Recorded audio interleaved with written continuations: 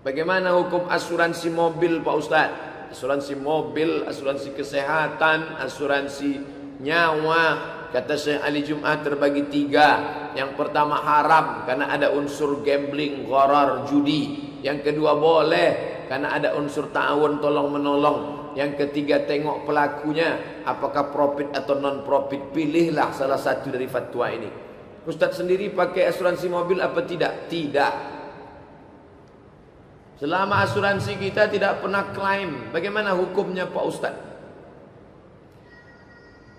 Itulah sama dengan hukum tadi. Bolehkah kita kredit mobil melalui bank syariah? Boleh. Apa dalilnya Pak Ustadz? Karena akadnya 2, murabahah, mudharabah, permodalan. Pergilah kita ke bank konvensional. Saya pinjam duit 100 juta. Pinjam duit 100 juta, nanti bayar pakai duit. Duit dengan duit riba, haram. Orang tak paham ini akad. Disangkanya dia tak yang beda konvensional dengan syariah itu di akadnya. Kalau di bank syariah gimana? Ini kawan saya yang beli mobil melalui bank syariah. Mat, Ambo baru bali oto di bank syariah. Baca caranya kok. Saya datang ke bank syariah. Saya minjam duit. Kata bank syariah kami tidak memberi duit karena duit riba haram. Bapak untuk apa? Untuk beli mobil. Kami hanya permodalan. Nama akadnya murabah. Jadi gimana? Bank membeli mobil itu cash. Bank membeli mobil itu cash. Setelah menjadi milik dia, lalu datanglah orang membeli mobil ini secara kredit. Maka akadnya adalah uang dengan barang. Buka Somat Moroko spasi kredit. Uang dengan uang riba.